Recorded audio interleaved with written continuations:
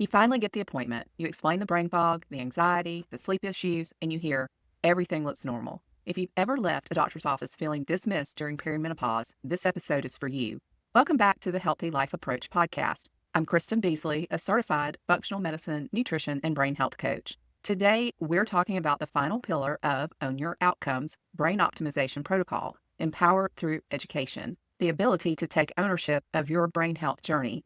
In this episode, I'm going to walk you through exactly what it means to take ownership of your brain health journey. Specifically, you'll learn why perimenopause is a critical window for brain health and what the research actually says about cognitive changes during this stage, why hormone therapy timing matters and what the window of opportunity means for your brain, what to do if hormone therapy isn't an option for you, the surprising link between hearing loss and dementia risk, how to build cognitive reserve at any age, a simple framework called SQG for advocating at your next doctor's appointment, and how to evaluate health information so you can separate credible science from noise. Sleep, metabolic health, physical activity, and health tracking are all critical pillars, but none of them work as well as they could if the healthcare system isn't supporting you.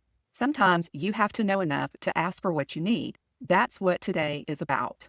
For a long time, women's perimenopause symptoms have been downplayed. Mood changes, sleep problems, anxiety, and especially cognitive concerns are often dismissed with comments like, it's stress or you're just getting older. But research from the Study of Women's Health Across the Nation, or SWAN, including work by researcher Gail Greendale, shows that there are real measurable changes in cognitive function during perimenopause. So if you've noticed changes in memory, word finding, focus, or mental stamina, it's not a personal failing. Something real is happening, even if it's often ignored. Here's a metaphor I've used before. Imagine estrogen as the electrical power source for your house. When that electricity starts flickering on and off, your whole system has to recalibrate. Your brain starts learning to run on different fuel sources, and that rewiring takes time. You might feel slower, forgetful, or lose words mid-sentence. But research shows that cognitive performance often stabilizes after menopause. This is a transition, not a permanent decline.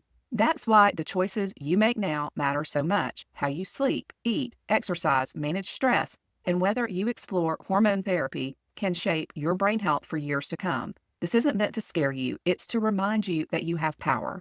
But what if your provider won't explain your options or order the necessary labs? What if they expect you to just accept what they say?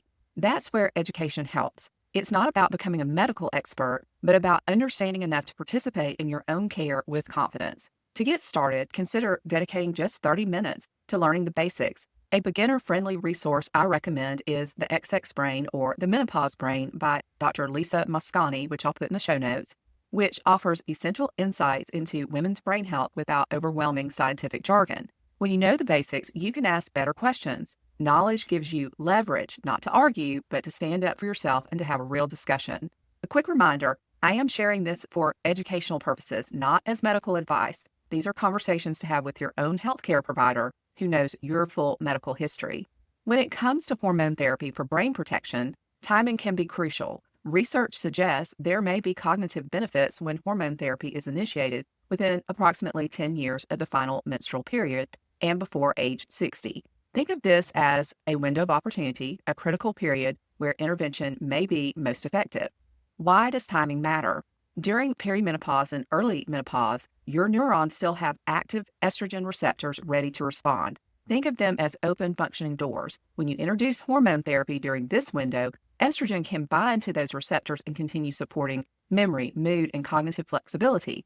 But over time, without estrogen present, those receptors can become less responsive. If hormone therapy starts many years after menopause, the brain may not respond the same way.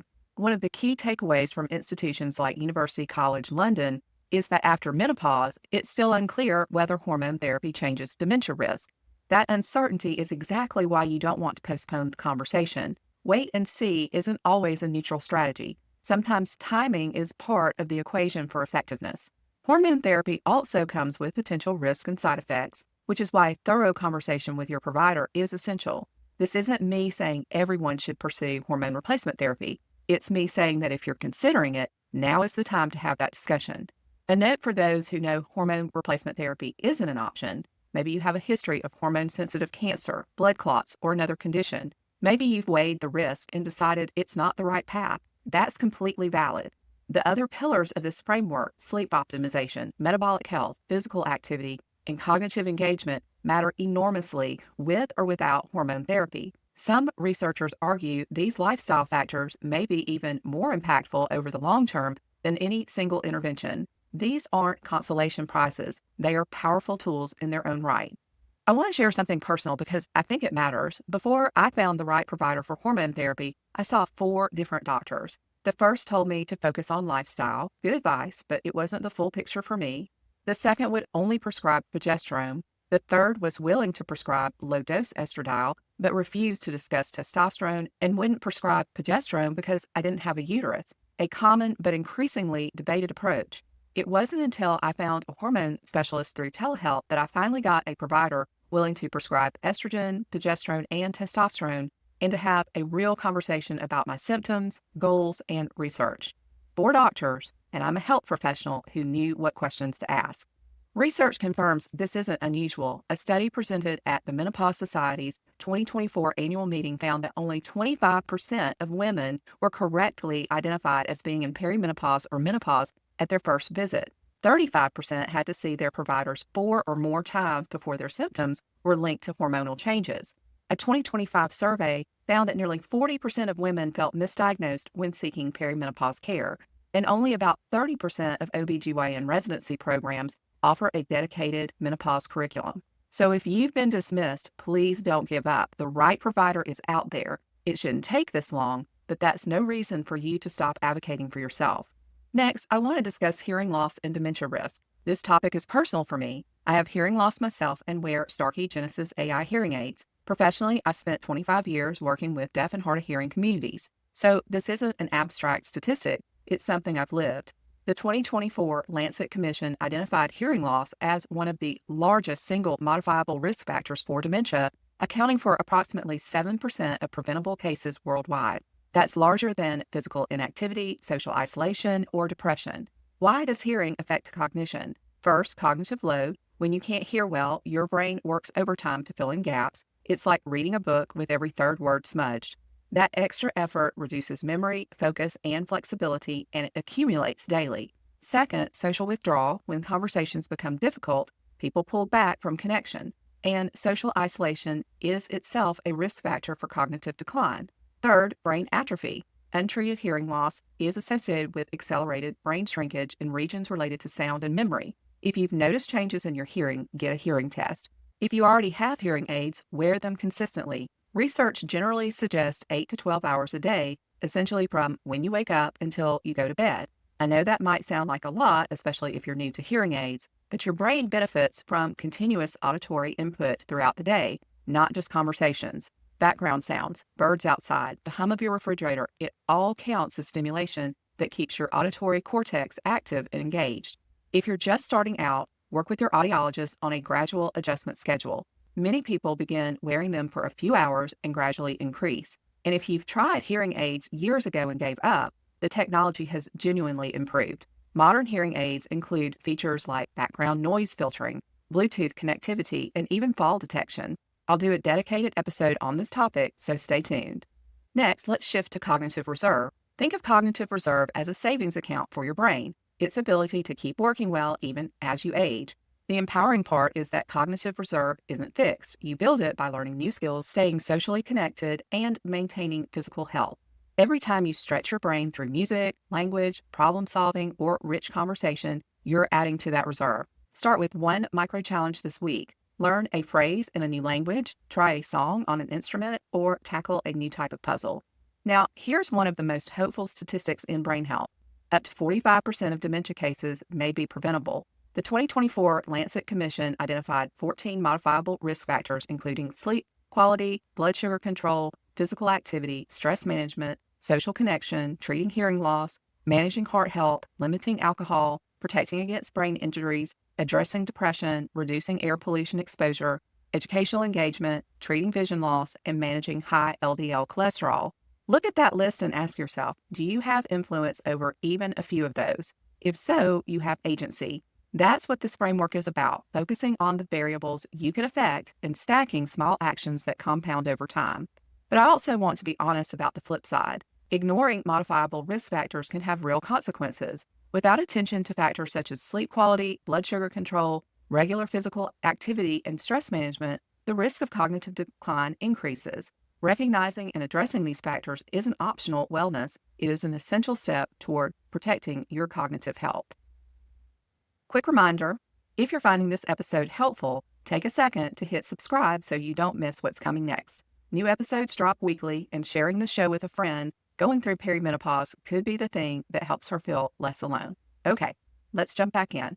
Now, let's turn education into action. Before your next doctor's appointment, take 5 minutes to write down your SQG, symptoms, questions, and goals. Symptoms, be specific. Instead of writing tired, try waking up at 3 a.m. 4 to 5 nights a week, unable to fall back asleep for at least an hour, feeling exhausted by 2 p.m. even after coffee. Started about 3 months ago.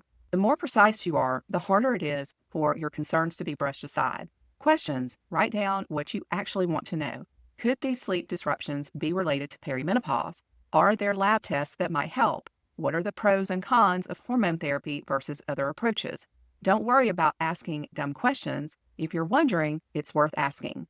Goals, clarify what success looks like. Maybe it's sleeping through the night 5 times per week. Maybe it's understanding your hormone levels. Maybe it's simply leaving the appointment with a clear next step.